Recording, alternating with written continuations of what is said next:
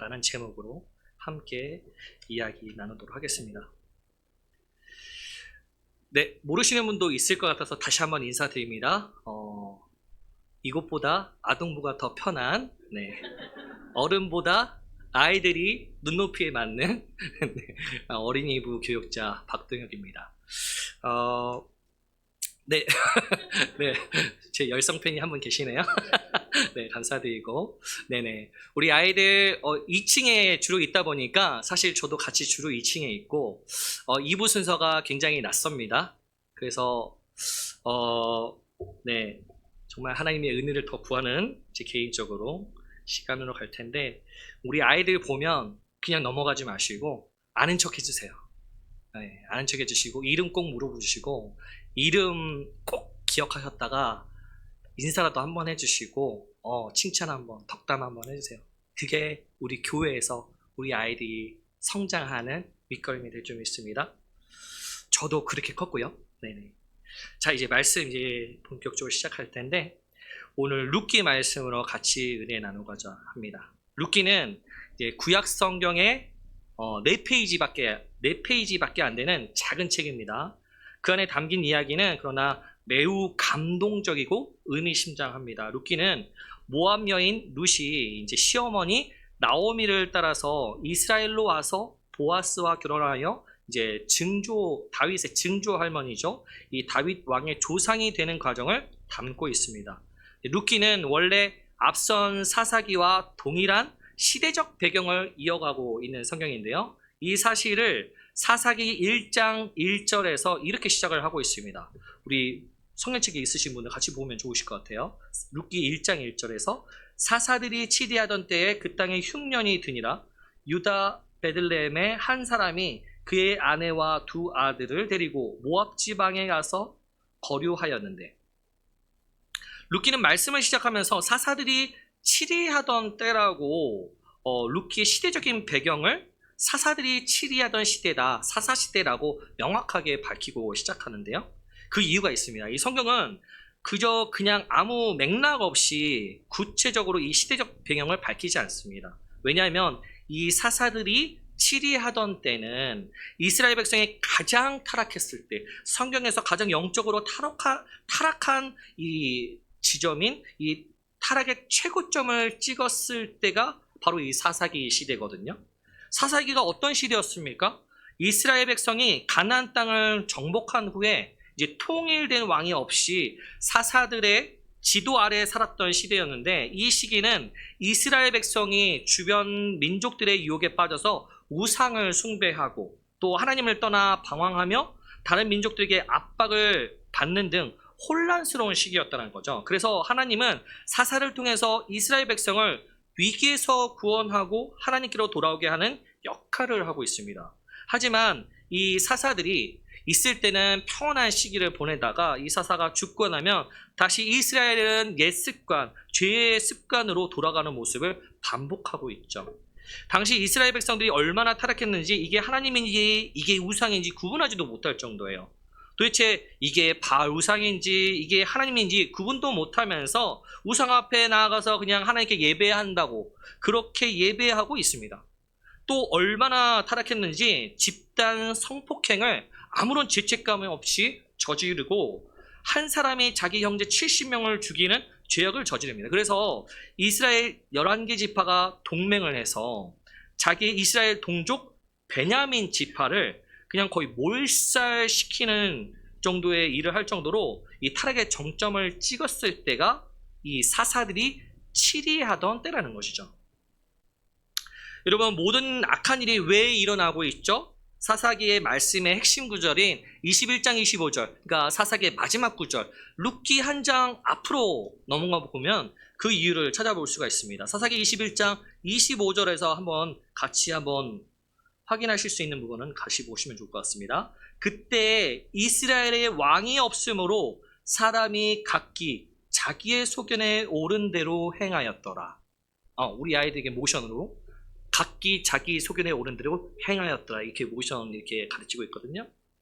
이때가 왕이 없으므로 각자 자기의 마음대로 자기가 생각하는 대로 이렇게 살았다는 거예요. 만왕의 왕이신 하나님을 왕으로 인정하지 않고 내가 왕이다, 내가 복음이다, 자기 마음대로 자기 옳은 대로 살아갈 때 이렇게 온갖 악행을 저지르고 그 결과가 이제 그 우리가 봤던 본문 1장 1절에서 이제 흉년이 오게 된 것입니다. 그 땅에 흉년이 드니라. 흉년이 듭니다. 그렇지 않아도 미디안과 블레셋과 온 주변의 국가들 때문에 이제 침략을 받고 수탈을 당하고 약탈을 당해서 굶주릴 대로 굶주리고 있는 어려운 때인데, 이럴 때 엎친 데 덮친 격으로 흉년이 들었다는 거예요. 그런데 이 흉년이 아주 보통 흉년이 아닙니다. 이제 원어 성경에 보면 라브라고 표시되어 있는데요. 이 라브는 아주 극심한 흉년 중에서도 최악의 흉년을 의미하고 있습니다. 가나안 땅에는, 특히 팔레스타인 땅에는 흉년이 너무 자주 들여서 흉년을 지칭하는 단어가 여러 가지가 있는데요. 또 이스라엘 백성은 광야를 떠돌았기 때문에 광야 백성이라고 해요. 그래서 광야를 뜻하는 단어도 무려 7개나 있습니다. 우리도 농사를 하는 민족이다 보니까 비에 대한 단어가 많잖아요. 뭐 이른비, 늦은비, 여름비, 가을비, 뭐 여우비, 뭐 비에 대한 단어만 해도 굉장히 많잖아요. 이 유대인들도 마찬가지라는 거죠. 마찬가지로 이 흉년을 뜻하는 단어가 이 단계별로 있는데, 그 중에서 가장 심한 가뭄 중에 가뭄이 바로 라브라는 거예요. 라브. 이 라브는 정말 아무것도 없이, 그래서 그 뜻이 배고픔, 굶주림, 없음, 죽음이라는 뜻을 가지고 있고요. 이 라브의 흉년이 오면 그냥 정말 꼼짝없이 굶어 죽을 수밖에 없는 그런 상황, 그런 흉년이 바로 이 라브라는 흉년입니다. 사사들이 지휘하던 때에 자기 마음대로 사니까 이런 흉년이 들 수밖에 없는 거죠. 만약에 하나님 편에 붙어 있었다고 한다면, 하나님께서 보호해 주신다고 한다면, 이른 비와 늦은 비를 주시는 하나님께서, 또 낮에는 구름 기둥과 밤에는 불 기둥으로 인도하시는 하나님께서 이런 흉년을 허락치 않으셨겠죠. 우리도 마찬가지로 하나님의 말씀을 무시하고 하나님 없이 내 소견대로 내 마음대로 살다가는 이런 라브와 같은 극심한 흉년을 만날 수가 있다는 것입니다. 그런데 또 반대로 의외로 성경을 보면 하나님의 말씀대로 순종했는데도 이런 흉년을 만나는 경우가 있습니다. 누가 그럴까요? 바로 아브라함이 그러죠. 하나님의 말씀에 순종해서 자기의 그 고향과 본토와 친척 아비의 집을 떠나서 가나안 땅에 오는 순종을 했는데 어떻게 돼요? 라브라는 흉년을 만나게 됩니다. 단순히 우리가 이사 가는 정도의 그 차원이 아니에요. 그 당시에는 고대 근동에서는 자신이 살아놓은 어렸을 때부터 죽을 때까지 살아가는 그 삶의 터전에서 자신이 갖춰온 모든 관계와 모든 커리어와 모든 자신의 물적인 것, 어쨌든 자신의 전부를 닦아놓은 것을 버리고 어디로 간다? 그것도 어디로 뭐 화성에서 동탄으로 이사 간다, 뭐 이런 개념이 아니라 그냥 방향만 가리키고 그냥 가라, 이렇게 한 거예요. 그러면 사실 이거는 가서 죽어라, 이 말처럼 들리거든요. 그래서 사실 하나님의 말씀을 순종해서 자신의 모든 것을 버리고 모든 것을 내려놓고 이동한다? 이거는 죽음이 너무나 상식적으로 생각했을 때 확정된 그런 이사인데 아브라함은 순종했다는 거죠. 그런데 라브라는 흉년이 왔다는 거예요.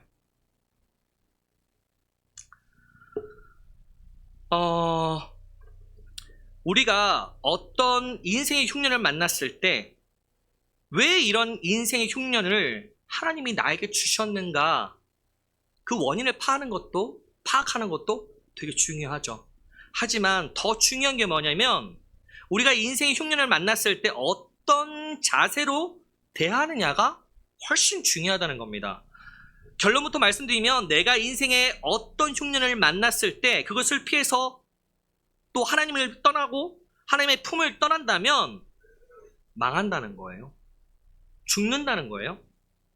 여러분, 이 사실을 룻기를 통해서 우리에게 명확하게 선명하게 말씀해주고 있습니다. 나오미 가정을 한번 보시기 바랍니다. 지극히 지독한 그 흉년을 만나서 라브를 만났는데 흉년을 만났는데 하나님이 주신 약속의 땅을 버리게 되죠. 하나님이 가지 말라고 하신 그 이방 땅, 모압 땅으로 떠나버립니다. 무슨 의미예요? 나오미 가정에 하나님의 말씀을 이제 더 이상 의지하지 않고 하나님의 말씀을 버리고 하나님의 품을 떠났다는 것이죠.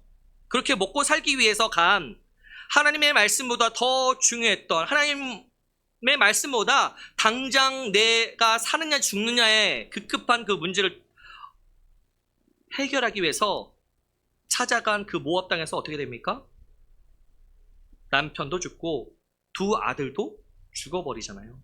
이게 하나님을 떠나니까 죽고 망치게 되는 인생이 되었다는 겁니다. 여러분, 이런 룻기를 통해서 오늘 나에게 주시는 말씀이 무엇일까요? 우리가 살다 보면 라브와 같은 인생의 흉년을, 아주 극심한 흉년을 만나거든요. 어려움, 고난, 실패 만나거든요. 흉년 만나거든요. 그렇다 하더라도 하나님의 품을 절대로 떠나면 안 된다는 것입니다. 우리가 굶어 죽더라도 하나님 품 안에서 죽어야 한다는 것이죠. 여러분, 인생의 어려운 흉년을 만났을 때 우리가 어떠한 자세로 임해야 되는가, 이거를 오늘 말씀해 주고 계시는 거예요. 주 없이 살 수 없네, 나 혼자 못 서리, 힘없고 부족하며 지혜도 없도다. 내 주는 나의 생명, 또 나의 힘이라. 오늘 이 찬양의 가사처럼 주 없이 살 수 없습니다. 주만 저를 살리게 합니다. 라고 고백해야 될 것입니다. 내가 굶어 죽더라도 힘들어 죽을 것 같다 하더라도 하나님 품 안에서 죽겠습니다 라는 믿음으로 하나님 품 안에 머리 들이밀어야 됩니다. 하나님 주님 옷자락 붙잡고 늘어져야 되는 거예요. 여러분, 우리 하나님 아버지 이것을 싫어하실까요? 귀찮아하실까요? 오히려 더 기뻐하십니다. 저는 스라에 있는 아들 한 명을 통해서 이걸 강하게 경험했는데, 우리 자녀 키워보신 분들은 아시잖아요. 자녀들이 어떤 잘못을 했습니다. 그 잘못 때문에 부모님들이 화가 나죠. 그리고 뭐라고 꾸중했을 때 오히려 이 아이가 적반하장으로 부모에게 대들고 자기 죄를 인정하지 않고 그냥 버팅이고, 오히려 막 아빠가 나한테 해준 게 뭐가 있어, 엄마가 나한테 해준 게 뭐가 있어 라고 부모에게 성질을 냅니다. 그럼 부모님이 화가 나죠. 화가 난 김에 아빠가 어떻게 해요? 극단적인 결단을 내리죠. 너 집 나가!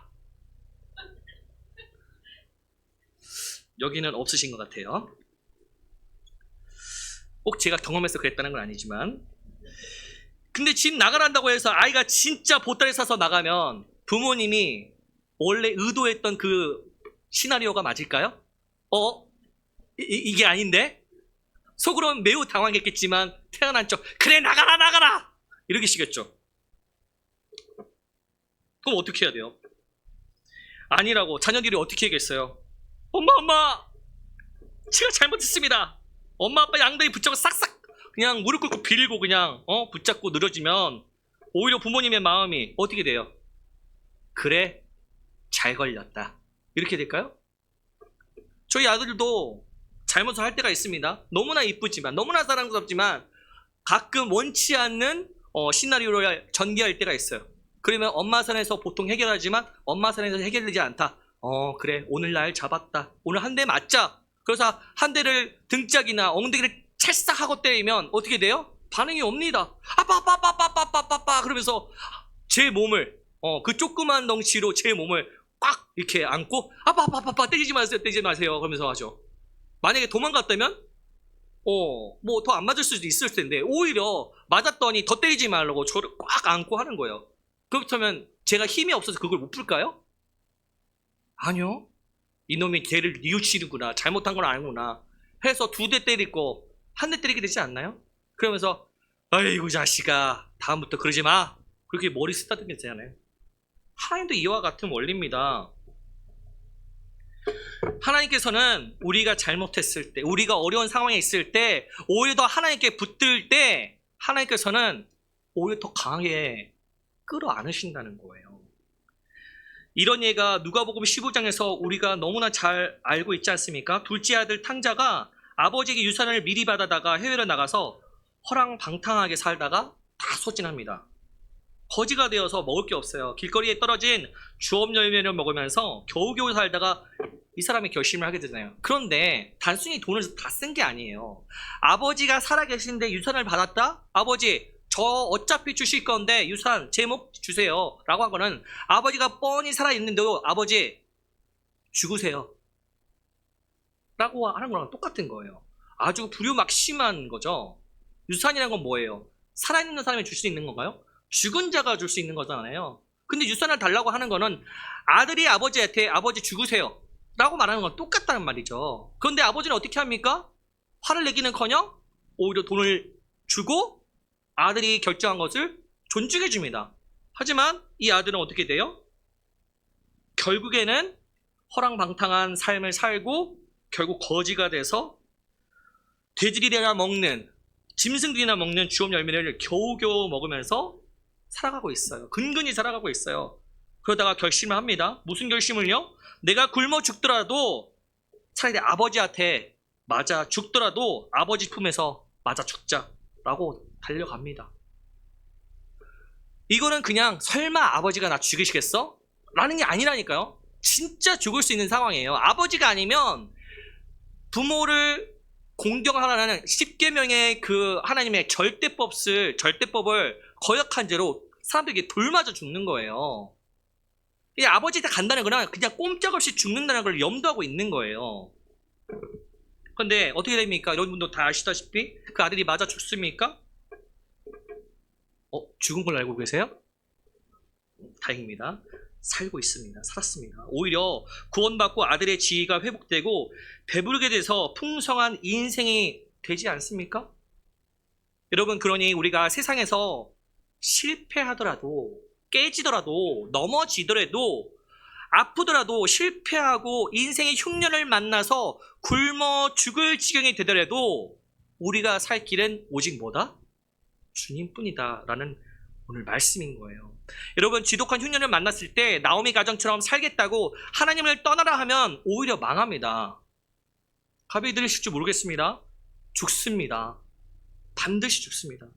엘리멜렉, 나오미의 남편 엘리멜렉도 죽고 두 아들도 죽었던 것처럼 우리도 하나님을 떠나면 망하고 영적으로 죽을 수밖에 없습니다.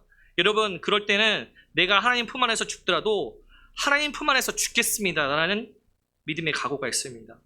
하나님 붙잡고 늘어지셔야 돼요. 그럴 때 우리 하나님께서 그래 내가 너 책임진다 말씀하시는 거예요. 오전에는 이제 다른 커플을 했는데 오늘은 우리 죄송합니다. 장로님과 우리 박현성 권사님 커플을 예시로 드리겠습니다. 젊으셨을 때 우리 장로님이 우리 권사님한테 고백하셨을까요?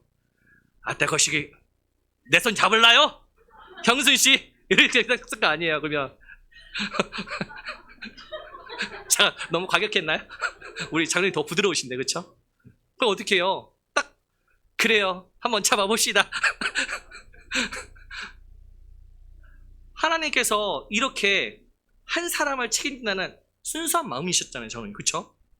내 눈빛이 진정성이 있는데 하나님께서 책임지신다는 거예요.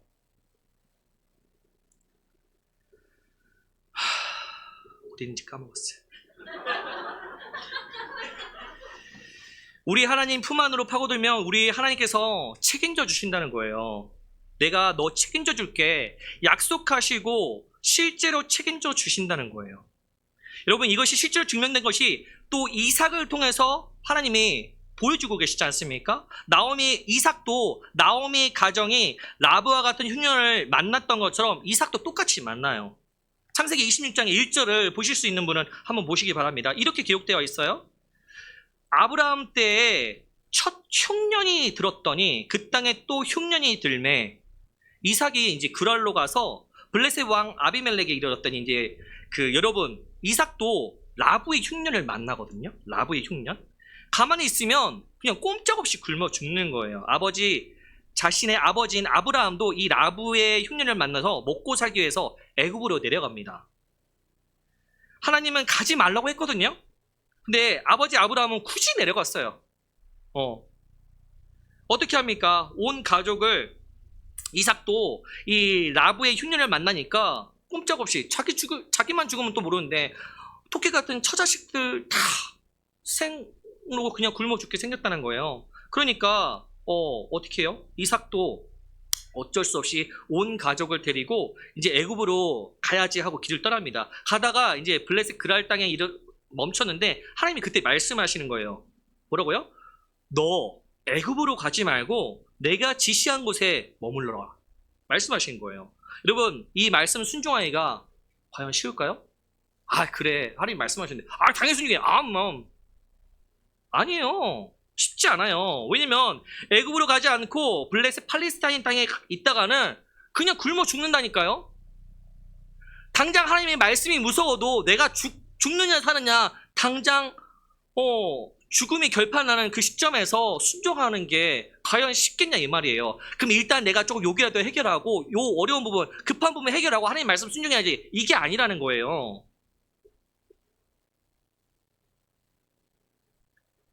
온 가지 굴목이 죽을 수 있는데 근데 어떻게 해요? 이삭은 순종합니다. 하나님 지시한 곳에 자리를 지킵니다. 그랬더니 어떻게 됩니까? 하나님께서 그의 인생을 책임져 주십니다. 이 지독한 흉년 가운데서 이 이삭의 가정이 굶어 죽지 않습니다. 망하지 않습니다. 오히려 큰 복을 받아요. 왜요? 하나님 품 안에 머물게 되니까 하나님께서 책임져 주신다는 거예요. 그 인생 하나님 때문에 망하지 않는 인생이 되었다는 거예요. 오히려 복을 받았습니다. 창세기 26장 12절부터 14절에 이렇게 기록되어 있어요. 한번 보실 수 있는 분은 보세요. 이삭이 창세기 26장 12절부터 14절, 이삭이 그 땅에서 농사하여 그 해에 10배, 아니 20배, 50배, 100배, 100배나 얻었고 여호와께서 복을 주심으로 창대하고 왕성하여 마침내 거부가 되어 양과 소와 떼를 이루고 종의 심이 많음으로 그 땅에서 어떤 땅이었어요? 라브의 지독한 흉년이 들어서 아무것도 먹을 것이 없는 그 땅에서 하나님께서 머물라고 하신 그 땅에서 순종하였더니 하나님 품 안에 머물렀더니 하나님께서 책임져 주셨다는 거예요. 여기서 100배는 왜 100배일까요? 10배, 20배 자신의 힘으로 그렇게 할 수 있었다고 생각할 수 있어요. 그런데 하나님께서 역사하신 거 보면 말도 안 되게 이게 수치상으로 가능한 거야 라고 생각할 수 있을 정도로 하나님은 그냥 부어주세요. 그냥 우리가 생각하는 거고 상상 그 이상으로 하나님께서 부어주신다는 거예요. 하나님께서 책임져 주시니 가뭄 가운데서도 그 흉년 가운데도 라브 뭐라고 했어요? 흉년 중에 아주 최고의 흉년 100배의 복을 받습니다. 블레셋 사람들이 시기할 정도로 엄청난 거부가 되어 있는 거예요. 왜 이런 일이 일어났을까요? 반복해서 말씀드리지만 하나님께서 책임져 주시기 때문에, 우리는 하나님께서 책임져 주시기 때문에 하나님 때문에 망해도 망하지 않는 그 인생이 되는 거예요. 진짜 부자는 망해도 3대가 산다는 말이 있잖아요. 하나님 편에 있으면 영원히 사는 거예요. 구원의 역사에서 사실 루키는 사실 이 한 권 정도는 없어도 되는 성경이에요. 그렇다고 없어도 절대 없어도 된다 그건 절대 아니고요. 뜬금없이 그 구원의 역사의 관점에서 보면 뜬금없이 나오는 게 이 루키거든요. 근데 성경 전체 흐름에서 이 루키 한 권 정도는 없어도 전혀 영향을 주지 않아요. 아담이 타락한 이후에 하나님께서는 각 시대마다 한 사람 한 사람을 통해서 구원의 역사를 이루어 가십니다.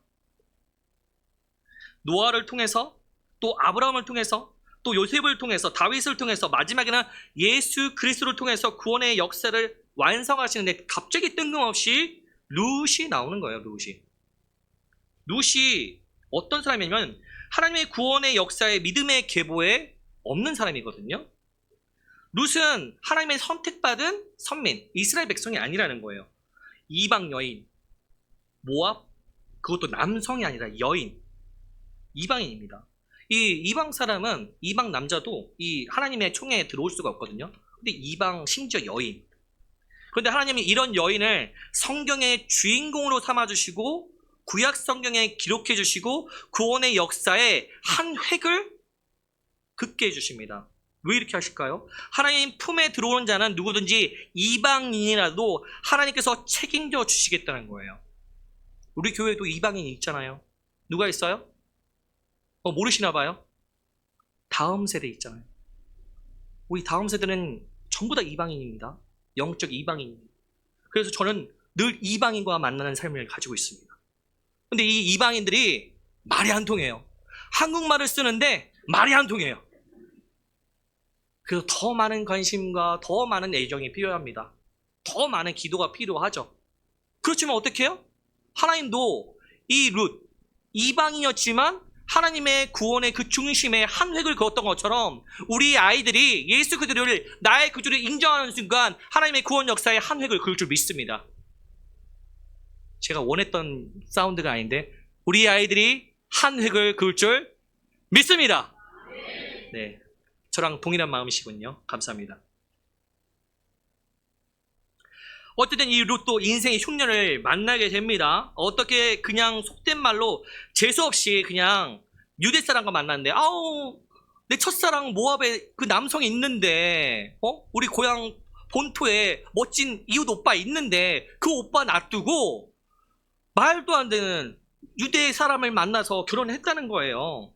거기에 이제 기둥 같은 시아버지 온갖 재산 팔아다가 뭐 또 이렇게 했는데 재산 있는 줄 알고 결혼했더니 그런 시아버지가 죽어버린 거예요. 또 이어서 남편이 죽어버린 거예요. 또 이어서 시아주버님이 돌아가 버리십니다. 그 집안의 남자라고는 싸그리 다 죽게 돼요. 여자 셋이 남아서 하루아침에 과부가 되었다는 거죠. 여러분, 그 당시 제일 가난한 부류가 세 부류 나오거든요. 구약에서도 하나님께서 이 사람은 특히 보호하라고 말씀하신데 세 부류입니다. 객, 고아, 과부. 마지막 이 부류에 해당하는 이 과부가 바로 그 부류라는 거예요. 이 과부는 그 사회적으로 절대 빈곤에 시달릴 수밖에 없습니다. 여자들이 그 당시에 사회생활을 할 수 없기 때문에 가난할 수밖에 없고 혼자 된 과부들은 몸을 팔거나 굶주릴 수밖에 없었다는 거예요. 근데 이 세 여자가 남아서 이제 할 일이 없고 사회생활을 못하다 보니까 이제 지상이 어떻게 해요? 그나마 가지고 있던 것도 차츰차츰 이제 허비하게 되고 다 없어지게 되겠죠. 가난해집니다. 먹을 게 없습니다. 나중에는 나오미 시어머니가 뭐라고 해요? 얘들아, 우리가 먹고 살 길이 이제 너무나 힘들어졌으니 너네 각자 살 길로 이제 떠나가거라. 너희가 다시 결혼을 하든지 아니면 친정으로 돌아가든지 먹고 살 길에 너희들이 각자 떠나라. 이렇게 얘기한 거예요. 먹을 게 없으니까. 둘째 며느리는 어떻게 해요? 이 소리를 듣자마자 바로 하면서 떠납니다. 근데 첫째 며느리 룻은 어떻게 해요? 룻기 1장 14절 오늘 다시 같이 보면 룻이 그를 붙쫓았더라라고 시어머니를 붙쫓습니다. 여기서 붙쫓다라는 것은 다바크라는 말인데 정말 그냥 찰싹 껌딱지처럼 딱 붙어가지고 쫓아갔다는 뜻이에요. 이게 어느 정도 가고냐면 17절 룻기 1장 17절에서 보면 어머니께서 죽으시는 곳에 나도 죽어 거기 묻힐 것입니다. 만일 내가 죽느니 외에 어머니를 떠나면 하나님께서 내게 벌을 내리시고 더 갑절로 내리시기를 원합니다. 아예 그냥 나는 무조건 어머니만 따라가겠습니다. 이런 결사의 의지잖아요. 시어머니를 쫓아갔다는 거는 하나님을 붙잡고 쫓아갔다는 거거든요. 그게 지금 16절에서 나오잖아요. 어머니의 하나님이 나의 하나님이 되고 어머니의 백성이 나의 백성이 될 것입니다 라고 지금 믿음으로 신앙 고백하고 있는 거잖아요. 내가 이렇게 굶주리고 먹을 것이 없지만 우리가 너무나 가난하지만 내가 굶어 죽더라도 하나님 품 안에서 굶어 죽겠습니다라고 하나님 품으로 파고든 거잖아요. 그럴 때 하나님께서 룻의 인생을 송두리째 책임져 주십니다. 그게 바로 2장 전체의 내용이고 3장 4장까지 이어지는데 특별히 2장 3절과 4절 말씀 같이 한번 볼까요? 룻기 2장 3절과 4절. 룻이 가서 베는 자를 따라 밭에서 이삭을 줍는데 우연히 엘리멜렉의 친족 보아스에게 속한 밭에 이르렀더라. 마침 보아스가 베들레헴에서부터 와서 베는 자들에게 이르되 여호와께서 너희와 함께 하시기를 원하노라 하니 그들이 대답하되 여호와께서 당신에게 복 주시기를 원하나이다 라고 말씀하고 있습니다. 자기 시어머니를 이렇게 보필해야 되는데 먹을 게 없으니까 남의 밭에 가서 추수하고 남은 곡식 주워다가 이제 먹기 위해서 나갑니다. 아무 밭에나 일단 나가는 거죠. 그렇지만 이방 여인이 베들레헴에 왔는데 이게 내 가까운 친족의 밭인지 모르거든요. 그냥 룻은 그냥 먹을 거 그날 양식 구하러 그냥 아무 밭이나 간 거예요. 근데 가장 가까운 친족 엘리멜렉의 친족, 엘리멜렉의 사촌이라는 거예요. 시아버님의 사촌, 친족 보아스의 밭이었다는 거예요. 근데 마침 그때 누가 있었냐? 그 밭의 주인인 보아스가 딱 있는 거예요. 룻은 그냥 우연히 간 것이었거든요. 근데 하나님께서 보아스를 딱 하고 보내주신 거예요. 이런 거를 운명이라고 하잖아요. 네, 좋아하시네요. 네. 원어에서 보면 이제 그 보라라는 뜻인데 하나님께서 룻에게 봐라, 내가 보아스라는 은혜를 보여줄게, 봐라 이렇게 얘기하고 있습니다. 보아스 뜻이 뭘까요? 성경에서는 그 이름들이 많이 나오잖아요. 항상 좀 네이버 검색에서 검색해 보시기 바랍니다. 성경에서는 그 이름들이 가지는 그 의미가 있는데 그 이름대로 하나님께서 역사하실 때가 많거든요. 그래서 그 이름을 파악하면 그 인생을 조금 미리 우리가 조금 유추해 볼 수 있고 하나님의 뜻이 무엇인지 조금 더 선명하게 볼 수 있습니다. 이 성전 기둥이 있어요. 성전 기둥이 있는데 야긴과 보아스예요. 야긴과 보아스. 성전에서 가장 주축들이 되고 이 성전 기둥을, 이 지붕을 받치고 있는 가장 중요한 그게 성전 기둥인데 이 두 기둥, 이 야긴과 보아스, 이 보아스의 뜻이 하나님께서 세워주신다는 뜻이거든요. 하나님께서 보아스를 보내서 너 룻의 인생을 세워줄게 라고 약속하고 있으신 거예요. 그리고 이 보아스를 통해서 먹을 것을 주시고 은혜를 주시고 그 은혜가 떨어지지 않게 하여 주심으로 먹고 배부르게 되고 남게 됩니다. 빈털터리로 왔어요. 분명히 시어머니와 함께. 그런데 먹을 것이 풍족해져요. 차고 넘치는 인생이 돼요. 이걸로 끝나느냐? 룻기 4장에서 가면 이방 여인이었던 룻이 어떻게 돼요? 다윗의 증조 할머니, 다윗 왕의 할머니가 되고 최종적으로는 그리스도의 예수의 조상이 돼요. 마태복음 1장에 예수님의 족보 나오잖아요. 왕의 족보 구원의 역사에 이방인이었고 과부였고 여인이었던 이 룻의 이름이 당당히 올라가는 영적인 축복을 누리게 되는 것이었습니다. 내게 용기와 위로와 소망을 주시는 당신, 내가 나를 버려도 나를 포기하지 않는 당신, 나는 정말 당신과 함께할 자격이 전혀 없는데 나를 사랑하시는 분이 존재한다는 것, 그것이 내 삶의 가장 커다란 힘이 됩니다라고 고백할 수 있는 거 아니겠습니까?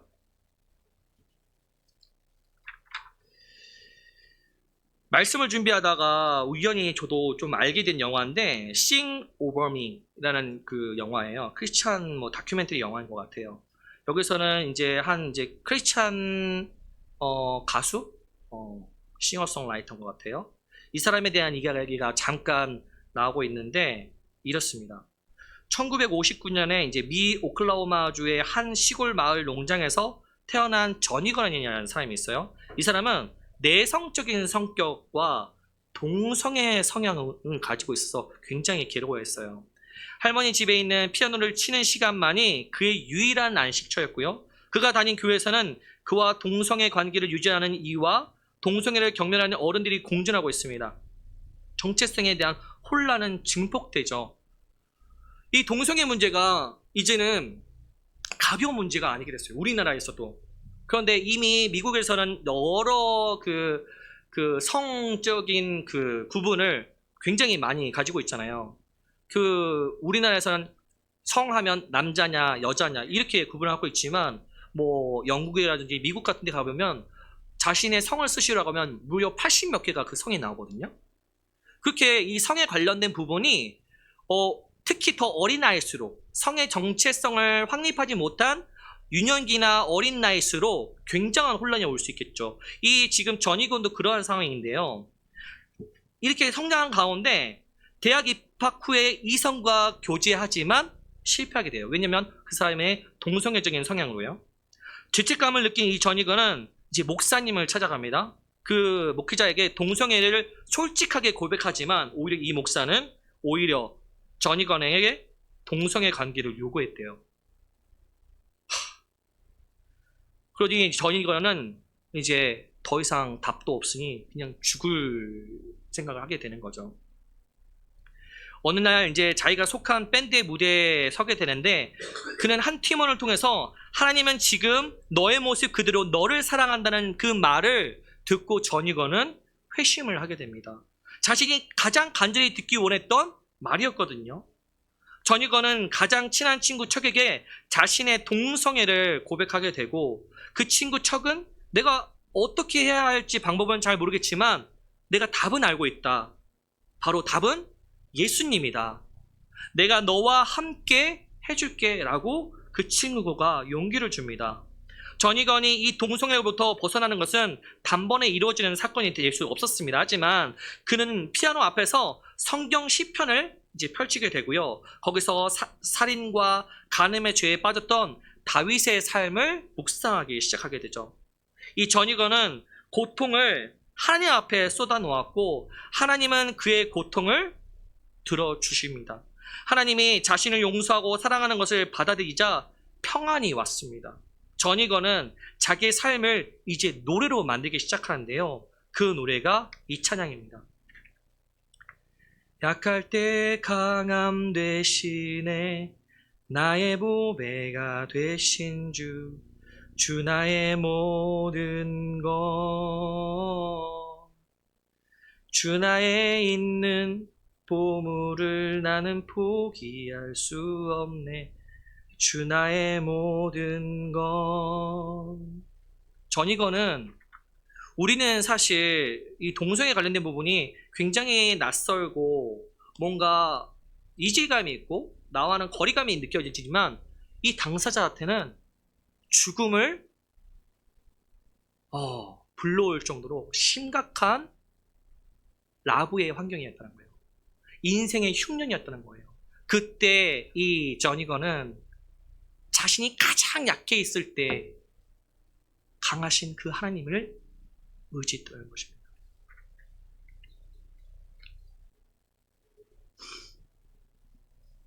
여러분, 우리가 어떤 상황에도 내가 어떤 극심한 어려움을 만나도 그러나 내게는 하나님이 계신 줄 믿습니다. 어떤 하나님이요? 너는 내가 책임진다. 약속하여 주시고 실제로 책임져 주시는 하나님. 우리 하나님은 그냥 말씀만 하시고 끝내시는 하나님이 아니시라는 거예요. 실제로 책임져 주시잖아요. 이런 일들이 너무나 많은데 다시 한번 야곱의 인생을 같이 한번 볼까요? 야곱이 사랑할 만한 사람입니까? 네? 늘 아버지를 속이고 형을 속이고 그런 인생인데 사랑받을 만한 자격도 없어요. 처음에 제가 성경 이제 읽기 시작했을 때 야곱 같은 사람보단 동혁이라는 이름이 들어가는 게 훨씬 더 나을 것 같은데 생각을 얼마나 많이 가졌는지 몰라요. 너무나 본받을 게 없어 보이는 사람이었거든요. 그런데 야곱과 하나님은 함께 해주십니다. 막아주시고 인도해 주십니다. 이 사실을 창세기 31장 7절에서 이렇게 얘기하고 있거든요. 그대들의 아버지가 나를 속여서 품삯을 10번이나 변경했어. 그러나 하나님이 그를 막으사 나를 해치지 못하게 하였으며 라고 고백하고 있거든요. 장자의 축복을 형에게 빼앗기 위해서 아버지도 속이고 형도 속이고 그랬다가 장자의 축복은 받았는지 모르겠지만 형이 자기를 죽이려고 하니까 이제 도망치는 거예요. 그리고 삼촌 라반의 집으로 가서 이제 지내게 됐는데 자기도 나름 영악하고 조금 머리가 비상하고 하는데 삼촌이 더 악랄한 사람이었던 거예요. 야곱의 이름이 뭐예요? 뒤꿈치 잡는 자, 약탈자라는 의미거든요. 삼촌이 더한 사람이었다는 거예요. 삼촌임에도 불구하고 자기 조카를 속여서 품삯을 주지 않습니다. 그러면 저기 야곱은 어떻게 해야 돼요? 망해야죠. 근데 하나님께서 그와 함께 하시고 복을 주시니까 오히려 거부, 부자가 된 거예요. 거부가 되었더니 이제 사촌들이 막 시기 질투를 하네요. 너 우리 아버지 라반의 재산을 네가 빼돌렸지. 너 그래서 거부가 된 거지. 그리고 그 재산을 빼앗으려고 합니다. 삼촌 라반은 야곱을 또 죽이려고 해요. 이 사실을 알고 야곱은 이제 급기야 야밤도주를 하죠. 도망가는데 삼촌이 도망갔다는 사실을 알고 7일을 밤낮으로 쫓아갑니다. 왜요? 야곱의 재산을 아무리 조카여도 야곱이 취한 그 부가 어마어마해졌으니까 이제 뒤집힌 거죠. 뭐 혈기고 뭐가 없다. 그냥 다 죽이고 재산 빼앗자. 이런 마음으로 쫓아간 거겠죠. 결국에는 라반이 야곱을 잡습니다. 그렇지만 라반이 야곱을 죽이지 못해요. 왜요? 하나님이 라반을 막으사 나오거든요. 하나님께서 책임져 주시니까 야곱이 살아나게 된다는 거예요. 예수님도 마찬가지죠. 사탄 마귀가 유대인을 시켜가지고 유대인들을 막 마음을 이렇게 강박하게 해서 예수님을 십자가에 못 박혀 죽게 하거든요. 마귀는 또 자기가 승리한 줄 알고 도취되어 있어요. 예수님이 죽어서 무덤에 묻히셨으니까. 그러나 어떻게 됩니까? 예수님은 3일 만에 살아나시잖아요. 그 이유가 뭔지 아세요? 사도행전 3장 15절에 그 해답이 있습니다. 찾을 수 있으신 분은 같이 보면 좋으실 것 같아요. 생명의 주를 죽였도다. 그러나 하나님이 죽은 자 가운데서 그를 살리셨으니, 예수님이 십자가에 죽으셨는데 누가 책임져 주시는다는 거예요? 하나님이, 예수님은 죽임 당하셨지만 하나님이 예수님을 책임져 주셔서 살려주시면서 우리도 인생의 흉년을 만나서 죽을 것만 같지만 그러나 하나님이 우리의 인생을 책임져 주신다고 하셨어요. 그리고 다시 살려줄 줄 믿습니다. 그래서 우리는 망해도 완전히 망하지 않는 거예요. 다시 일어설 수 있는 거예요. 나를 책임져 주시는 하나님 때문에, 아무리 하나님 때문에 망하지 않는다는 거예요.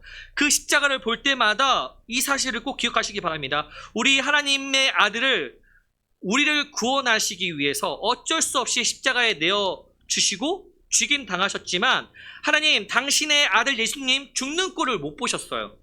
그래서 하나님이 이 아들 예수님을 다시 살려주셨거든요. 마찬가지로 하나님은 우리가 죽는 꼴을 절대로 못 보신다는 거예요. 그래서 예수님을 보내주신 거잖아요. 그래서 예수님을 죽이신 거잖아요. 우리를 살리시려고요. 그래서 당신의 아들 이 땅에 보내주시고 십자가에 달려 죽으셨지 않습니까? 그래서 우리는 십자가를 볼 때마다 꼭 기억하시기 바랍니다. 하나님께서 나 죽는 꼴 절대 못 보게 하시고, 우리 자녀들 죽는 꼴 절대로 못 보시고, 우리를 살려내시기 위해서, 우리 자녀들을 살려내시기 위해서 저 십자가에 못 박아가 예수님을 죽게 하셨구나. 이것만 기억하면 우리가 용기 얻을 수 있고 소망 얻을 수 있는 거 아닙니까? 하나님께서 살아계시는 우리가 이런 하나님 품 안에 있는 우리는 다시 일어날 소망이 있습니다. 다시 살아날 소망이 있습니다. 왜요? 그러나 내게는 하나님이 계시고 우리 하나님, 너는 반드시 책임진다 약속해 주셨기 때문에 우리는 살아갈 수 있는 것입니다. 욥을 한번 볼까요? 인생의 흉년도, 이런 흉년을 당한 사람이 또 어디 있을까요? 성경에서 욥처럼 고난을 받은 사람이 또 있을까요? 다 잃어버렸잖아요. 아들, 자식, 딸 다 잃어버리고, 가진 재산 다 잃어버리고, 건강 잃어버리고, 삼중고를 당했는데요. 부인이 어떻게 해요? 하나님 저주하고 죽어버리라고 하잖아요. 여기서 말하는 부인은 단순히 부인을 얘기하는 게 아니라 인간관계에서 나랑 가장 가까운 사람, 내가 가장 신뢰할 수 있는 첫 번째 사람. 세상에 단 한 사람 있다면 인간 가운데 부인, 배우자가 그 사람인데 그 부인이 하나님을 저주하고 죽어버리라고 하잖아요. 그런 상황인 거예요, 욥은. 그렇게 욥은 완전히 혼자가 되었는데 욥에게는 누가 계십니까? 정답 알고 계시잖아요. 하나님이 계시잖아요. 다 잃어버렸지만 하나님을 놓치지 않았습니다. 그래서 다 잃어버렸지만 다 잃어버린 게 아니에요. 다 잃어버렸지만 전부를 가진 거예요. 심지어 욥이 뭐라고 고백합니까? 나중에 집에 가셔서 한번 보시면 좋을 것 같아요. 욥기 22장 25절 같이 보시면 전능자가 내 보화가 되신다고 했어요. 전능자, 내 보화가 되십니다. 내가 다 잃어버렸는데 엘샤다이 하나님, 전능자 하나님이 나의 보화가 되신대요. 다 아무것도 가진 게 없는데 하나님만이 나의 보화가 되신대요. 그리고 욥기 33장 4절의 뒷부분에 보면 전능자의 기운이 나를 살리시느라 얘기하고 있습니다. 점점 숨이 꺼져가고 있거든요. 점점 죽어가고 있거든요. 근데 하나님의 기운이 나를 살리고 있다고 말씀하고 있어요. 전능자의 기운이 뭡니까? 하나님의 호흡 아닙니까? 하나님의 성령 아닙니까? 마른 뼈에게 라고 호흡 한번 넣으면 하나님의 영이 그 흙과 티끌과 먼지 가운데 하나님께서 하고 호흡을 불어넣으시면 그 죽었던 뼈가 붙고 근육이 붙고 생기가 붙어서 마치 죽은 것처럼 된 욥이 전능자의 기운을 불어넣으니 하나님의 영으로 완전히 살아있는 사람이 됐던 거 아닙니까? 이 세상 좋은 거 다 잃어버렸지만 하나님 품 안에 있었거든요. 하나님을 끝까지 놓치지 않았거든요. 내가 죽더라도 하나님 품 안에서 죽겠다고 하나님 품 안에 더 깊이 파고들었거든요. 그랬더니 하나님께서 그를 살려주시고 책임져 주시고 갑절의 은혜를 베풀어 주셨잖아요. 그 결과가 욥기 마지막 장에 너무나 자세히 나오고 있어요. 욥기 42장 10절에서 17절까지 보면 하나님께서 베풀어 주신 은혜를 확인할 수가 있습니다. 여호와께서 욥의 곤경을 돌이키시고 여호와께서 욥에게 이전 모든 소유보다 갑절이나 주신지라. 욥의 말년에 욥이 처음에 받았던 복보다 더 많이 주셨대요. 뭐 양이 얼마나 늘었는지, 낙타가 어땠는지, 소가 어떻는지, 뭐 암나기가 어땠는지 다 2배가 됐어요. 아들 7과 딸 셋을 두고 또 욥이 140년을 더 살면서 아들과 손자 4대를 보았고, 우리는 이 말씀을 보면서 욥의 곤경이 어떻게 됐는지 완전 역전됐다는 것을 우리는 확인할 수 있습니다. 말년에 욥에게 처음 주셨던 복보다 더 많은 복을 주셨다. 장수에서 140년을 더 살고 심지어 4대까지 나왔다. 그런데 욥은 하나님을 잘 믿었더니 갑절의 은혜가 주어졌다. 이게 아니에요. 욥이 복을 받았다가 핵심이 아니라 여호와가 복이다라는 걸 알려주고 있는 거예요. 여호와께서 하나님만 있으면 된다고 얘기하시는 거예요. 믿을지 안 믿을지 모르시겠지만 제가 20대 때 태권도 사범을 한 적이 있었습니다. 이제 놀고 애들이랑 놀고 그때도 애들이랑 놀았네. 어쨌든 뭐 일과를 마치고 이제 애들이랑 이제 편을 먹고 이제 뭐 피구를 하든 축구를 하든 해요. 어쨌든 조그만 애들이니까 할만하잖아요. 그러면 하다가 뭐 좀 안 될 것 같아.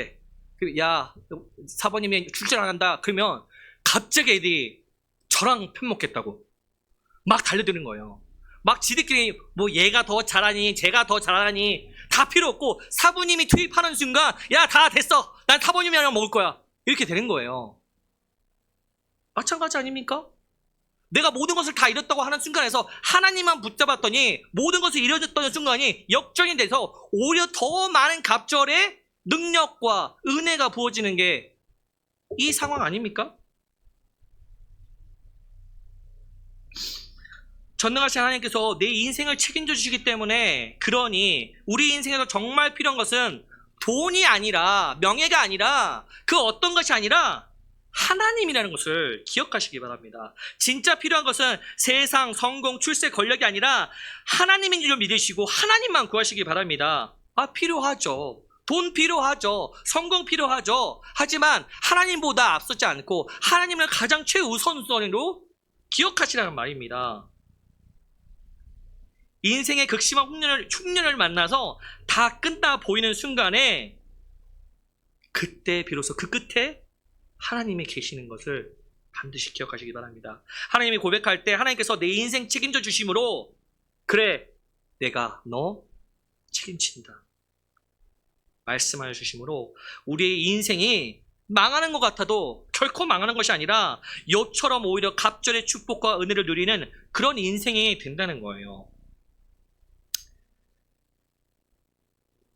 갑절의 은혜만 기억하지 마시고 하나님이 복이라는 거, 하나님이 로또라는 거 기억하세요. 하나님, 내가 인생의 큰 중년을 만나서 실패했습니다. 굶주리는 지경이 됐습니다. 아무것도 없습니다. 넘어졌습니다. 건강 잃어버렸습니다. 심지어 생명의 위협을 받고 있습니다. 그러나 하나님 떠나지 않겠습니다. 굶어 죽더라도 내가 지금 이 순간 당장 죽는 순간이라도 하나님 품 안에서 죽겠습니다. 결단하고 여러분, 하나님 품 안에서 파고드는 우리 예수평화교회 성도분들 한 사람 한 사람이 되길 소망합니다. 하나님이 너는 내가 책임진다. 아니, 다른 건 모르겠고 너 내가 책임진다 말씀하고 계신다고요. 이 말씀이 오늘 하나님께서 레마의 말씀으로 여러분에게 한 사람 한 사람 강력하게 하시는 말씀인 줄 새겨드리시기 바랍니다. 이어서 성찬 이어가도록 하겠습니다.